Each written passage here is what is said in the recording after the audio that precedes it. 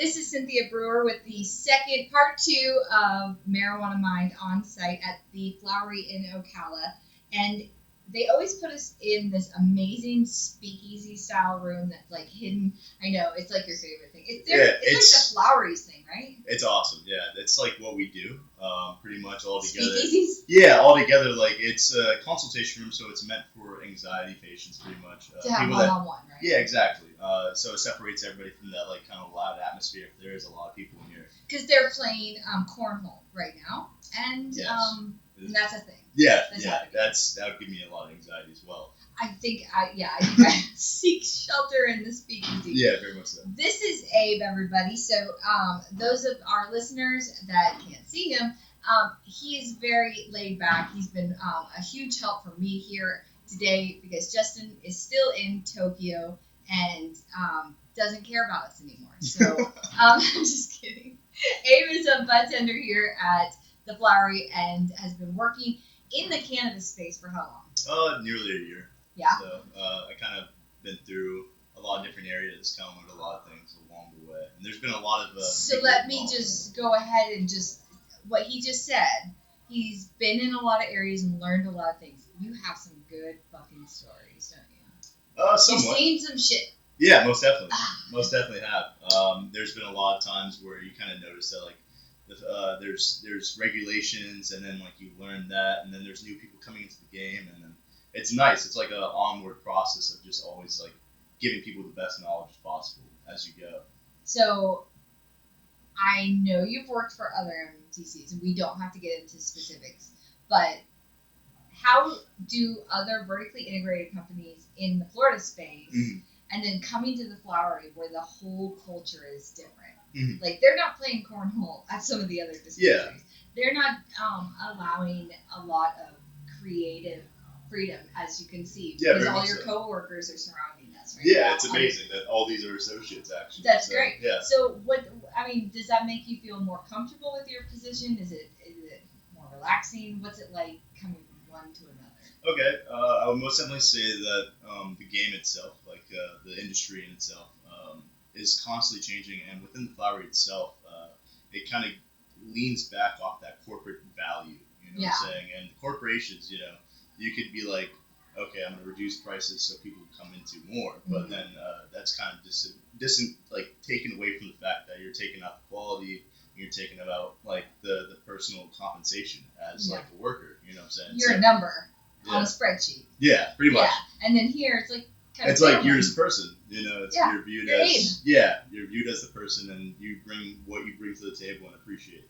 Like, I do think that everyone here has a really good time at work. Oh, very much so. Yeah, very much so. I mean, they're funny, they're relaxed. The patients seem to like treat everything as if it's their own home too. Yeah, so they're comfortable. Mm-hmm. I mean, what do you think is like one of the Flowery's best or most amazing things that they offer specifically?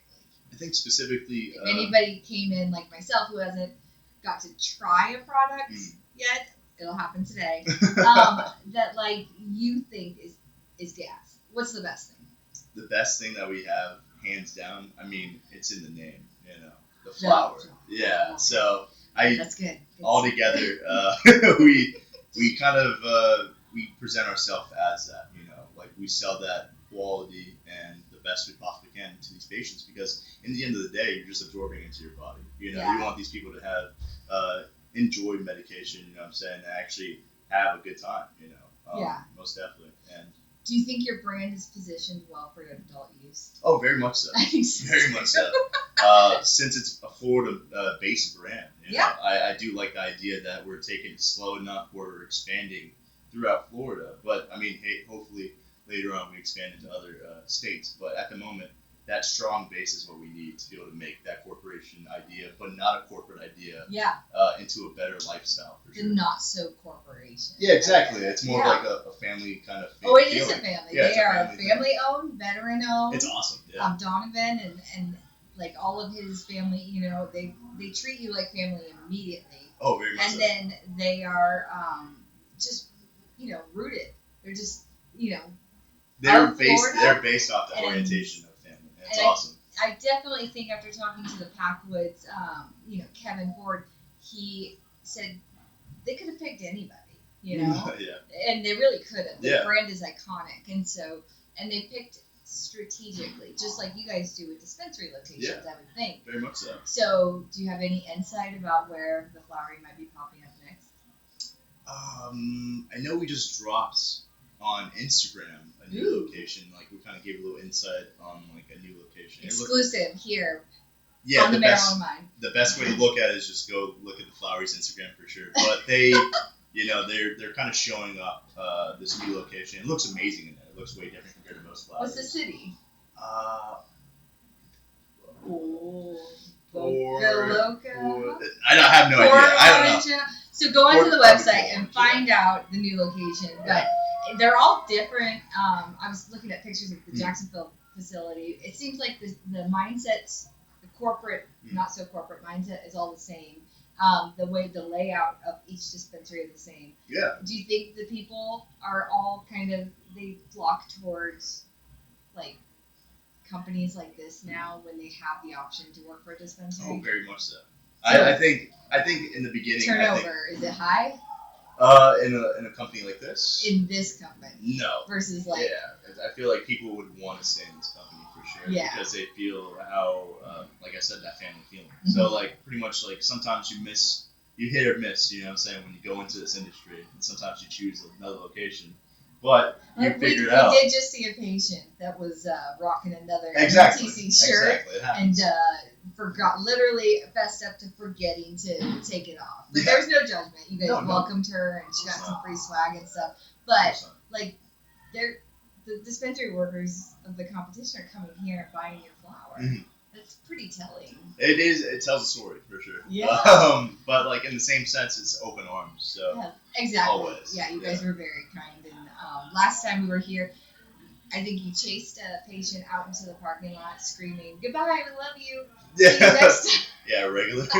Yeah. I don't know if they were regular, but they looked like they were very appreciative. Yeah, most definitely. Yeah, that happens pretty often. We kind of try to make everybody feel as welcome as possible because, I mean, in the end of the day, like, people are coming here for this medication. They're taking time out of their day. They're spending their money with us. And, it's good to make that relationship, I'm going to ask you a tough question. Yeah. I think you can handle it, Abe, okay, because we've known each other now for months. Got it. Okay? We have a history. Yes. When people on, like, Reddit and, like, social media, okay, say your potency is not real. It's too high. It doesn't make any sense. Or the products are too expensive. What would you say to those people? Because I know it's a very sensitive subject. Oh, I get that, yeah. And people like to pick on those who are good at what they do. I know, and I say that from actual knowledge, I know your weed is safe and it's also potent. But I can't go to bat for you, exactly, yeah. As a lab. And so this is your chance. Like if you take all of these people on these social media accounts that say it's impossible to have that potency and it's ridiculous to charge that much money, what would you say to them as far as legitimizing your products? I feel like to be able to help the industry in general, the way we want Florida to go pretty much is towards legalization. And the idea is that these legal companies that are moving into Florida and bringing a corporate idea is they're pretty much snuffing out any competition that is growing within Florida. Yeah. So they're lowering the prices. It's kind of, in the end... It's a machine almost. Yeah, it becomes a machine. And in that same sense, that doesn't really help us grow as an industry in this early stages. Yeah, because you're from Florida, so you're not like a big MSO that has all the money. Exactly. And so you're focusing on the quality. You want quality to begin with, because in the end of the day, that's what people want. That's what people need, and because that's what you need. It's medication. Right. And if you set back that idea, like, oh, we're getting a better deal somewhere else, or we're getting less quality, but we're getting more quantity. When you do that in general, that kind of takes back the fact that we're making this medication like less than what it could be. You're making really good weed for patients that need and want it. Exactly. Just great the first time. Yeah. Instead of having to buy multiples. Exactly. You don't have to discount your product out the door. Exactly. That's actually a really good mindset. You know, and in the end of the day, it does sell itself. And nobody comes back and says, I didn't like this really potent, a little bit higher priced product. But sometimes there is people that come in and then they do get mad at you. They're like, man, I'm not going to come back. But then in the end of the day, they do end up coming back. The numbers don't lie. The numbers don't lie. Yeah, so we see the updates every week, and there is something to be said about being everywhere. You know, you can be everywhere out there, be available to every patient. But does that necessarily mean that the patient wants your product? Exactly. If everything was even, everyone had the same amount in the same locations, and I could pick almost like a shopping mall. Exactly. This is my dream now. This is our dream now. We're having that. Would they always go to that one place still? I wonder. Yeah, that's the real name of the game. But in the same sense, you do find different locations have certain things that you do like more. Yeah. Like, for example, topicals, bombs, edibles. Some people don't really venture into some of the obscure products as much. But you guys definitely do with your Packwoods line, I think. Very much so, yeah. Yeah, because they have some weird shit.